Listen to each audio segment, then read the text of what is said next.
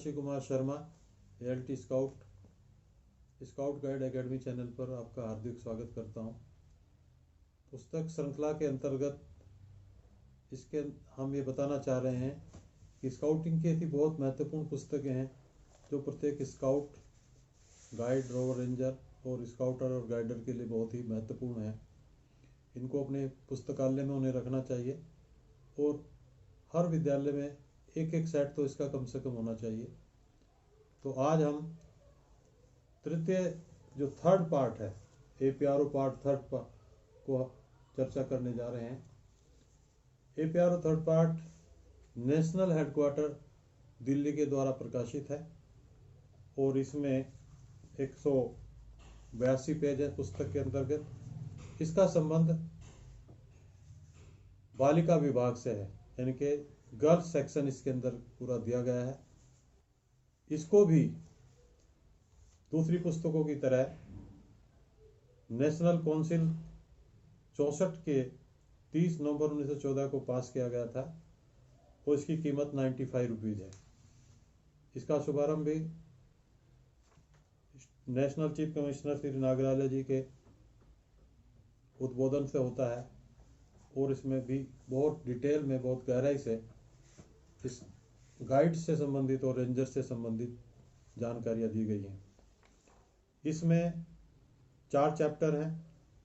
पहले चैप्टर के अंदर, जिसका नाम उन्होंने बुलबुल सेक्शन दिया है, बुलबुल सेक्शन में बुलबुल क्या है, बुलबुल और फ्लॉक का गठन, फ्लॉक लीडर और assistant flock leader, qualification of the flock leader and the assistant flock leader, uniform of the flock leader और assistant flock leader, 6 scheme senior sixer, Bulbul का प्रवेश requirement, Bulbul uniform, scheme of advancement, test of कोमल पंख, test of the रजत पंख, test of the स्वर्ण पंख, हीरक पंख और बुलबुल के proficiency badges, golden arrow Baij, उनके कैंप। और चैप्टर सेकंड में गाइड्स के बारे में बताया है।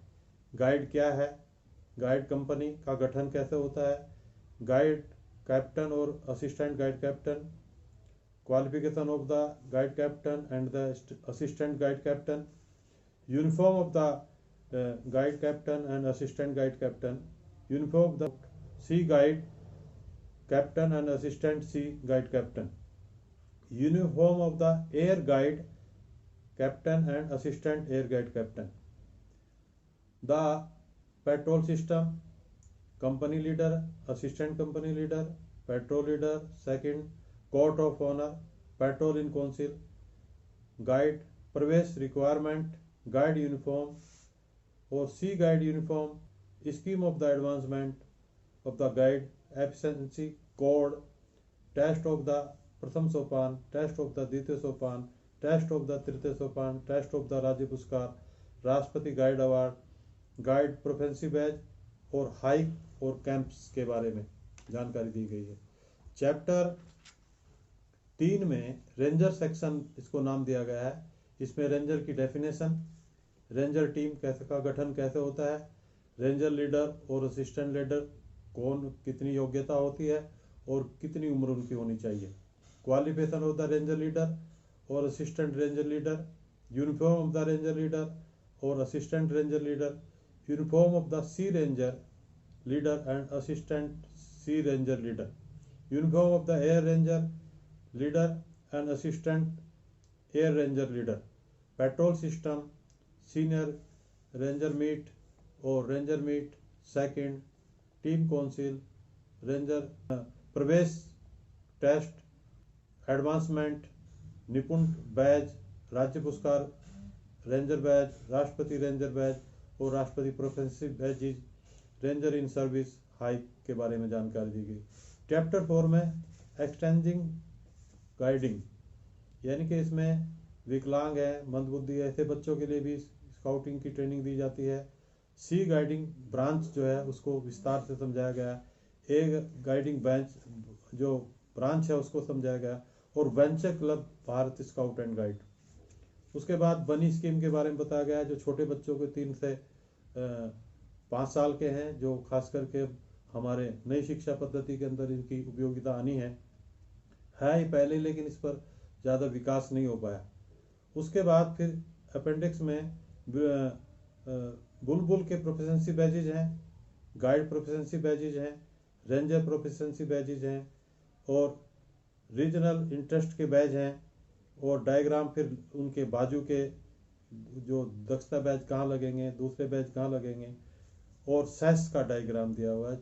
खास करके सेस का प्रयोग जो है अतिरिक्त बैच करने पर या सामान्य बैच करने पर किसी रेंजर के द्वारा या किसी गाइड के द्वारा किया जाता है।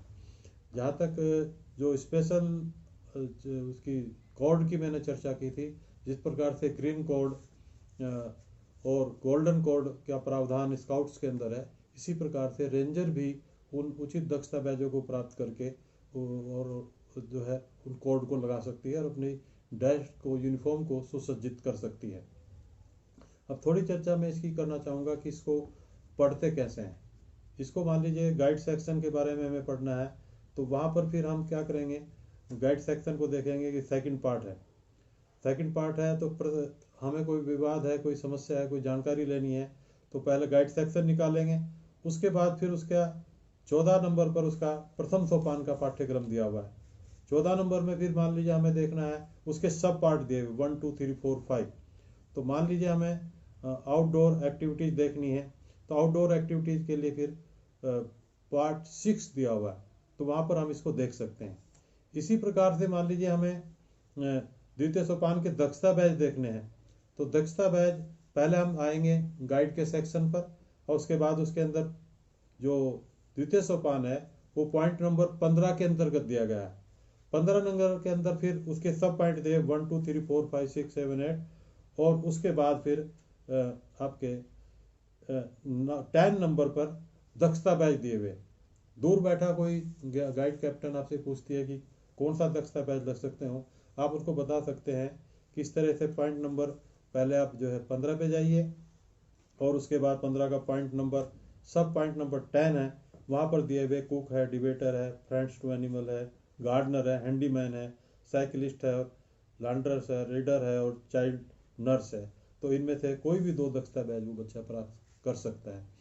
अब मैं थोड़ा सा दक्षता बैचों की पास करने की प्रक्रिया को समझाता हूँ।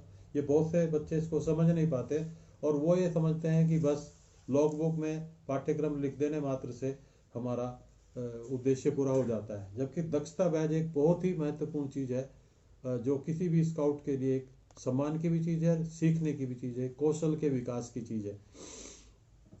तो स्वच्छता प्रोत्साहक एक बैच है, सैनिटेशन प्रमोटर जिसको कहते हैं, वो स्काउट और गाइड दोनों के लिए, दोनों के APRO में दिया हुआ है। तो इसकी प्रक्रिया कहाँ से शुरू होगी? सबसे पहले कोई भी बच्चा ये तय करेगा APRO को देख करके कि इन दक्षता बैचों में से अगर 2 छांटने हैं या राज्य पुरस्कार में 5 दक्षता बैच छांटने हैं, तो मुझे कौन से ऐसे दक्षता, कौन सी ऐसे कौशल हैं, कौन सी ऐसी दक्षताएं हैं जिसको मैं प्राप्त कर सकता हूँ या प्राप्त करना चाहता हूँ। वो अपना तय करके फिर उसको पेट्रोल लीडर को बताएगा कि मैं ये दक्षता बैच प्राप्त करना चाहता हूँ।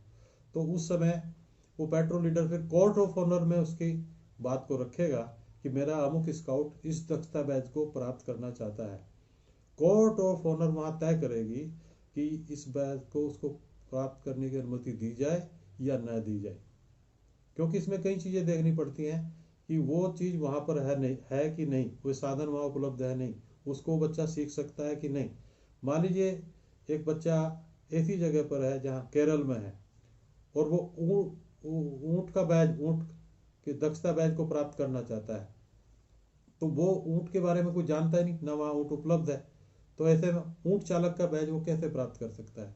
तो वहाँ पर उसको वो मान सभा उसको मना करेगी कि भाई ये दक्षता बैच यहाँ संभव नहीं है, इसको आप प्राप्त न करें, इसकी जगह कोई और चयन करके बताएं। या मान लीजिए एक शहरी बच्चा है मुंबई का या बड़े शहर का बच्चा है, जयपुर का है, और वो ग्रामीण कार्यकर्ता के रूप में एक दक्षता बैच प्राप्त कर सकता है, ग्राम में उसका कोई संबंध भी नहीं, लेना देना भी नहीं, तो ऐसे में वो उस बैच को प्राप्त नहीं कर सकता। तो वो कोर्ट ऑफ ऑनर उसको रिजेक्ट करेगी कि नहीं, आप ग्रामीण कार्यकर्ता के बैच को प्राप्त नहीं कर सकते, आपको कोई ऐसा बैच लेना चाहिए जिससे आपका व्यक्तिगत विकास हो और आप सीख सकें। जब वहाँ से पास हो जाएगा तो उसको एक सर्टिफिकेट वहाँ से जारी किया जाएगा कि भाई, और उस पर मान सभा का जो अध्यक्ष वो साइन करेगा कि ये इस दक्षता बैच को प्राप्त कर सकता है। उसके बाद वो बच्चा एपीआरओ को देखेगा, एपीआरओ को पहले ही देख चुका है, वो देख करके वो उसको वहाँ दिया है, ये करना है, ये उसको आना चाहिए, ये उसको बताना चाहिए, तो वो उसको करके उस काम को फिर करेगा। लॉगबुक में लिखने की प्रक्रिया आती है। सबसे पहले लॉगबुक जब हम बनाएंगे तो लॉगबुक में उस काम को करने के बाद सबसे पहले उस दक्षता बैच का चित्र बनेगा। दक्षता बैच का चित्र बनने के बाद उसका पाठ्यक्रम लिखा जाएगा। उस पाठ्यक्रम को उसने कैसे इम्प्लीमेंट किया, फिर कैसे पूरा किया, कैसे कंप्लीट किया, उसको लिखता जाएगा पॉइंट वाइज, और उसके चित्र अपने फोटोग्राफ्स उसमें लगा करके वो उसको पूरा करेगा। जब उसका कार्य पूरा हो जाएगा, वो हर एलए के अंदर कुछ परीक्षक बनाए जाते हैं, उन परीक्षकों के पास जाएगा और उसकी परीक्षा देगा। वो उससे कुछ प्रश्न पूछेंगे और जानकारी दे करके, और अगर वो उसको संतुष्ट होते हैं तो उसको फिर वो एक प्रमाण पत्र जारी करेंगे, जिसको अपने दक्षता बैच को उस लॉग बुक के अंदर अंत में अंतिम पेज पर लगाएगा। पहले पेज पर वो मान सभा की स्वीकृति लगाएगा और अंतिम पेज पर उसको मान सभा के प्रमाण पत्र को लगाएगा। वो प्रमाण पत्र इस बात का सबूत है कि इसने दक्षता बैच प्राप्त कर लिया है। अब मैं एक दक्षता बैच की चर्चा करूंगा जो है सैनिटेशन प्रमोटर, यानी कि स्वच्छता प्रोत्साहक। ये स्काउट गाइड दोनों के लिए है। तो निर्धारित की गई बस्ती का सर्वेक्षण करें तथा नीचे दिए गए अनुसार लोगों की सहायता करें। ये उसका पाठ्यक्रम में बता रहा हूँ। नंबर 1 का है पीने के लिए स्वच्छ जल का प्रयोग करना। ब पानी को छानने, उबालने व संग्रह करने की विधियों का प्रदर्शन करना। स लकड़ी के कोयले की विधि द्वारा पानी को छानने का प्रदर्शन करना। पॉइंट नंबर 2, अन्न को चूहों तथा अन्य कुतरने वाले जानवरों से बचाना। नंबर 3, पके हुए भोजन को मक्खियों व मच्छरों तथा धूल से बचाना। नंबर 4, कूड़े करकट को समाप्त करने के सही तरीकों को बताना तथा कंपोस्ट के गड्ढे का उपयोग करना बताना। पॉइंट 5, खुले में शौच जाने के खतरों के बारे में लोगों को शिक्षित करना। 6, सस्ते और प्रभावी शौचालयों का निर्माण करवाना। नंबर 7, स्वयं तथा तैयार किए गए पर्चों, हैंडबिलों, पोस्टरों की मदद से कम 25 घरों से संबंधित लोगों को हेल्थ साल्ट के प्रयोग के लिए प्रोत्साहित करना। और गाइड को एक अलग पॉइंट दिया है, 8वां पॉइंट, महिलाओं को निर्धूम चूल्हा प्रयोग करने के लिए संतुष्ट करना। मतलब यह यहाँ की ये जानकारी दी कि आपको करना क्या है। अब आपको इसके ऊपर हर फील्ड के ऊपर काम करना। पीने के लिए स्वच्छ जल का प्रयोग करना, ये लोगों को बीच में जाना होगा, वहाँ उनको समझाना होगा कि गंदे पानी पीने से बीमारियाँ होती हैं, किस तरह से क्या क्या नुकसान होते हैं, कौन कौन सी समस्याएं आती हैं। इसका प्रयोग आप लोगों को मीटिंग लेकर भी कर सकते हैं। इसका प्रयोग हैंड बुक या पोस्टर लगा करके, हैंड बिल लगा करके उनको बांट करके भी कर सकते हैं। इस तरह कोयले की विधि है, उसका प्रदर्शन आप उसको मॉडल को बनाएं और लोगों को दिखाएं। उसका चूहों से अन्न को बचाना है तो किस तरह बचा सकते हैं, कौन सी दवाई का इस्तेमाल करेंगे, क्या सावधानी बरतेंगे दवाई रखते समय, किस तरह वो दवाई और लोगों के लिए नुकसानदायक हो सकती है। इस तरह से उन सबको कंपोस्ट गड्ढे के बारे में जहाँ तक बात है, खुद बना के उनको एक सैंपल दिखाएं, उसका चित्र लगाएं, लोगों को देखते हुए उसके फोटोग्राफ लगाएं। इस तरह से हर चीज़ का प्रयोग करते हुए उसको आप जो आपने किया है उसको आपको लॉगबुक के अंदर लिखना है। और लॉगबुक लोग लिखे, इसका मतलब आप उस कार्य में कंप्लीटली निष्णात हो गए हैं, तैयार हो गए हैं और उसको अच्छी तरह जान गए हैं और आपने उसका प्रचार प्रसार भी किया।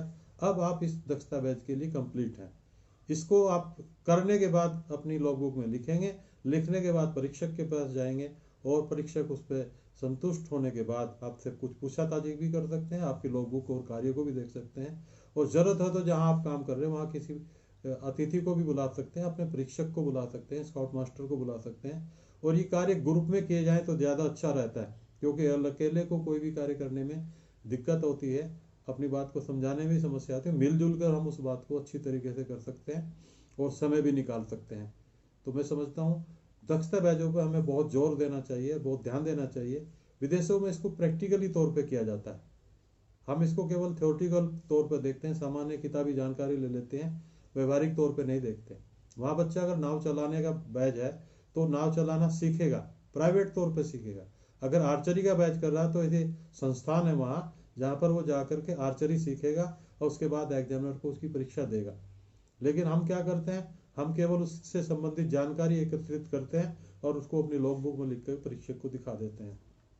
तो मेरे दृष्टि से ये बहुत कुशलता वाली बात नहीं हुई। जानकारी आपको जरूर हो गई, लेकिन प्रैक्टिकल अनुभव पर जोर देना चाहिए और हमें उन कलाओं में विकसित होना चाहिए। और आपके अंदर बहुत सारी योग्यता है, साइकिलिस्ट का बैच है या ऐसा और बहुत सारे बैच है जो आप कर सकते हैं। कंप्यूटर से संबंधित है, स्कॉलर से संबंधित बैच है, सिंपल सा पाठ्यक्रम है कि आप किस तरह से कितनी अटेंडेंस उसमें आपकी होनी चाहिए, कितने % मार्क्स उसमें आपके होने चाहिए बस, और आपका व्यवहार अच्छा होना चाहिए। तो इसको मोस्टली बच्चे इसको कर सकते हैं, लेकिन हम पाठ्यक्रम को देखते ही नहीं, न हमारे पास ये पुस्तकें हैं। तो पुस्तक को पढ़ने की आदत डालें। एक अच्छे स्काउट के अंदर साहित्य को अध्ययन के प्रति लगाव होना चाहिए और ऐसे महापुरुषों की जीवनी भी हमें पढ़नी चाहिए जिससे हमें प्रेरणा मिले, हम आगे बढ़ सकें और अपने लक्ष्य को प्राप्त कर सकें। Thank you very much. धन्यवाद। जय हिंद, जय स्काउटिंग।